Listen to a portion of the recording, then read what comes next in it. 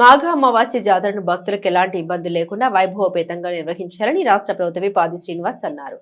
మంగళవారం కోనరావుపేట మండలం మామిడిపల్లి గ్రామంలోని శ్రీ రాజరాజేశ్వర స్వామి దత్త దేవాలయం శ్రీ సీతారామస్వామి దేవస్థానంలో నిర్వహించిన జాతర సమన్వయ సమావేశంలో ఆయన పాల్గొన్నారు. జనవరి 18న జరిగే మాఘ అమావాస్య జాతరకు సుమారు 50,000 మంది భక్తులు వచ్చే అవకాశం ఉందని పేర్కొంటూ ఆ మేరకు అన్ని శాఖల సమన్వయంతో ఏర్పాట్లు పూర్తి చేయాలని అధికారులను ఆదేశించారు.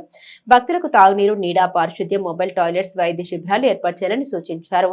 ఆలయ పరిసరాల్లో పారిశుద్ధ్య నిర్వహణ పటిష్టంగా చేపట్టాలని, ఆధ్యాత్మిక శోభ పెరిగేలా చలువ పందిళ్లు ఏర్పాటు చేయాలని తెలిపారు.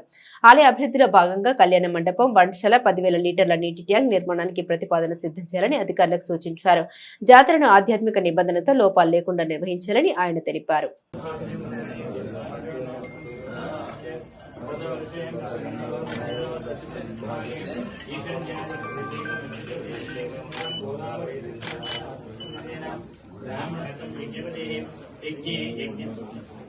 लक्ष्मी करुणगणाक्ष कंगणम ऐश्वर्य कंगणम अभिवृद्धि कंगणम रक्षा कंकण देवता नमस्तु रामचंद्र रक्षा कंकण देवता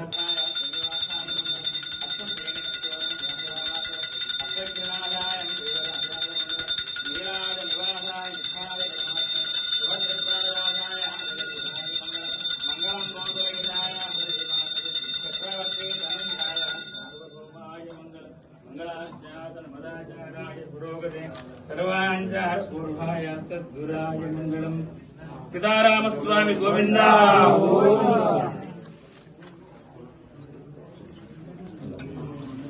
రామచంద్ర స్వామి గోవిందా. అనేది పెట్టారు సార్. అది టెంపుల్ ఇవన్నీ ఉన్నాయి, భక్తులకు పోవడానికి వీలు లేదు అంటే నేను చిన్న చిన్న మండలు ఉంటాయి కదా సార్, క్లియర్ చేసేసి అలాగే ఒక ల్యాండ్ మనకు ఇచ్చింది, సర్వే చేయలేదంటే దానికి కూడా సర్వే చేసి వారం రోజుల్లో ఖాళీ చేయించు సర్వే చేస్తాను.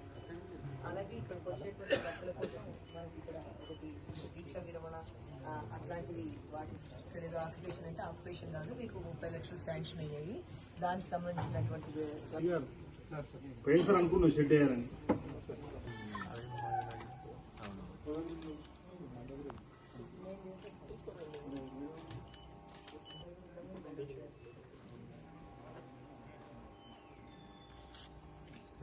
ఇతర సందర్భాల్లో కూడా ఈ దేవాలయకు వచ్చే భక్తులకు సేవలు అందించేటువంటి మామిడిపల్లి గ్రామం ప్రజలందరూ, దేవస్థానం చెందినటువంటి అధికారులు, ఈ గారు, అన్ని విభాగాలకు సంబంధించినటువంటి అధికారులు, ఈ మండలం నుంచి వివిధ గ్రామాల నుంచి వచ్చినటువంటి నూతన ఎంపిక కాబడిన సర్పంచులు, ప్రముఖులు, పాత్రికేయ మిత్రులు అందరికీ కూడా నా హృదయపూర్వక నమస్కారం తెలియజేస్తా ఉన్నాను.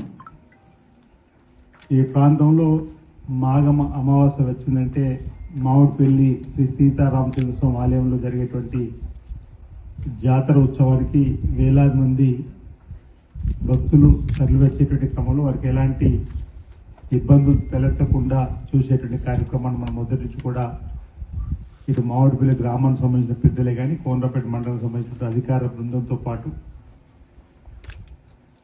వేములవాడ రాఘవస్వామి దేవాలయం ఈ ఆలయాన్ని దత్తత తీసుకున్నటువంటి సందర్భంలో దేవాలయం సంబంధించినటువంటి సిబ్బంది ఈవో గారి సారథ్యంలో మరి చక్కటి ఏర్పాట్లు చేయడం మొదటి నుంచి కూడా ఆనవాయితీగా వస్తూ ఉంది.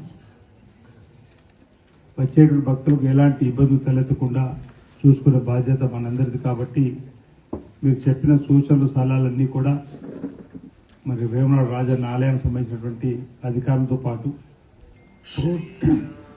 ప్రోటోకాల్ ఉన్నటువంటి వివిధ శాఖల అధికారులు కూడా సమన్వయం చేసుకొని రెవెన్యూ శాఖ కానీ, పోలీస్ శాఖ కానీ, ఎండిఓ కార్యాలయం కానీ, సామాజికంగా సేవ చేసే, సాంఘికంగా సేవ చేసేటువంటి బృందాలతో కానీ, మామిడిపల్లి గ్రామానికి సంబంధించినటువంటి పెద్దలతో సమన్వయం చేసుకొని మరి వచ్చే భక్తులకు ఎలాంటి ఇబ్బంది తలెత్తకుండా చూసుకోవాల్సిన బాధ్యతను మనందరూ కూడా నెరవేర్చవలసిన అవసరం ఉందన్న భావన సందర్భంగా నేను వ్యక్తం చేస్తూ, ఇప్పటికే మీరు చర్చలు జరిపిన దానిలో గత సంవత్సరం సంబంధించిన ఎజెండా ఇక్కడ పెట్టుకున్నాం, కొత్త ఎజెండా ఏం లేదు. నేను 29 తారీఖు ఒకటి అప్పటి పాత ఎజెండాని ముందు పెట్టారు. మరి ఇప్పటి ఎజెండాలో ఏమేమి చర్చించుకుంటారు అనేది కూడా గత సంవత్సరానికి ఈ సంవత్సరం తేడాన్ని బట్టి భక్తుల సంఖ్య పెరగడానికి అవకాశం ఉంటే మనం 800 బబుల్ స్టోర్ మంచినీళ్ళు చల్లటి ఇవ్వాలి పెట్టుకున్నారు. సరిపోతాయా, ఇంకా పెంచుకుంటారు నీటికి సంబంధించి.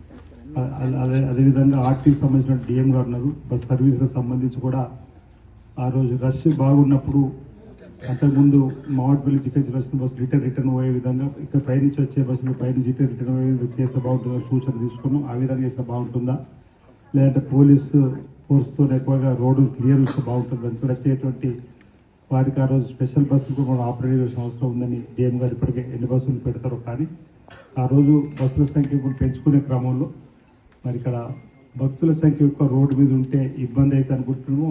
ఇక్కడికి వచ్చి షటిల్ లాగా ఆ వైపు నుంచి మర్రిమట్ల నుంచి వచ్చే బస్సులు అటువైపు షటిల్ లాగా చేస్తే బాగుంటుందని చెప్పి అనుకున్నాం. ఆ విధంగా చేస్తే బాగుంటుంది ఒకసారి ప్లాన్ చేసుకొని.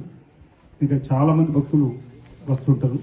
ఈ మధ్యలో అనేక మందికి ద్విచక్ర వాహనాలు సొంతంగా కార్లు ఉన్నప్పటికీ అనేక మంది బస్సులో మహిళా తల్లులకు ప్రయాణము ఉచితంగా ఉన్న సందర్భంలో అనేక మంది బస్సులు కూడా వాడుతున్నారు. కాబట్టి మనం బస్సులు అదనంగా తప్పనిసరిగా వచ్చేటువంటి ఏర్పాటు చేయాలి. వచ్చినప్పుడు వారికి మంచినీటికి ఇబ్బంది తలెత్తకుండా, క్యూలైన్లకు సంబంధించి కూడా ఇబ్బంది తలెత్తకుండా చూడాల్సిన బాధ్యత.